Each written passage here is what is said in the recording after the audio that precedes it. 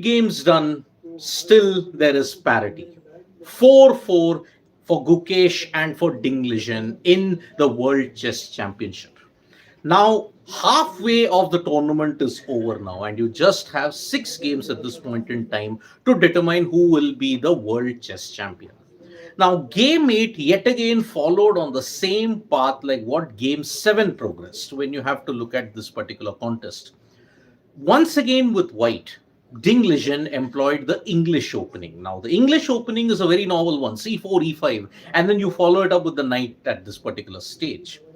Once again, Ding fell into time pressure. Gukesh had a significant advantage, but yet again, Gukesh failed to capitalize on the advantage that he had. The blunder that Ding Liren made when he moved the rook gave him a significant advantage. And because of that, Gukesh was in a great position. He was actually 2 pawns up. And through the H and the G file, when you look at it, that was the stage when you felt that now at least Gukesh could have gone for the win.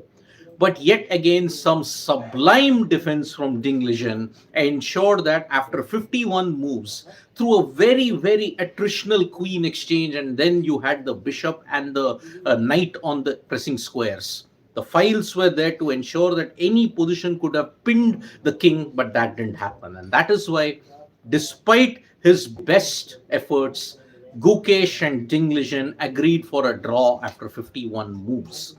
Now, this leaves the World Chess Championship in a rather precarious situation at this point in time because there is a definite amber signal of caution for D. Gukesh.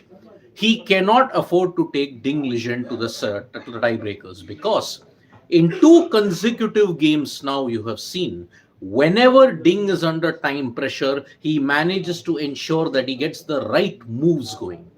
And he found the right move despite a blunder on the rook file when he moved it to e1. That was the moment when Gukesh could have seized the advantage. But then, unfortunately, even his moves weren't that spot on. And once the time increment situation kicked in, you then realize that yes, both Gukesh and Ding had the chance. And in the press conference that just happened, both of them acknowledged that yes, we squandered the opportunity to win. Gukesh more so, Ding was less certain because Ding was saying, I didn't know that I was in a good position. He admitted the position was strong, but he did not know that his position would be so good that he could push for the win. So that is why, just like game 7, it was a missed opportunity for Gukesh. Game 8, again, you had 2 pawns up, yet you could not capitalize on the advantage that was there. And that is why Ding Liren has held on. There is now a real big threat now. And heading into game 9, where Gukesh will be playing with white before the rest day, everything now hinges on this particular game. Because once you move into the near business end, say after game 10 onwards, now this is how it's going to be. Game 10 onwards, you're going to see a different variation altogether because you may see 2 consecutive games being played with the same piece. And that is why now game 10, 11, 12 will have even greater significance heading into the final rest day. So tomorrow, Gukesh is going to play with white pieces.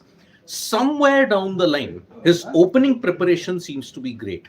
His middle games preparation seems to be solid. It is just in the end game period where he's struggling to convert. 2 consecutive games now, he struggled to convert a winning position into that. So that's why, unfortunately, it's yet another draw for Gukesh. But both the world champion and the world championship contender have squandered a chance of winning the game today. So that's why this is not good at this stage for both of them.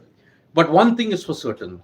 Gukesh cannot afford to get Ding Liren into the tiebreakers because under time pressure, Ding plays better and he's a much better rapid player than Gukesh is. So that's why if Gukesh wins it in classical time control, then and only then he has a great chance of becoming the world champion. Otherwise, it will take one more year and we have to wait for one more contender to ensure that Ding is challenged for that. So that's why another opportunity missed for Gukesh. He could have taken the lead, but unfortunately that is not the case.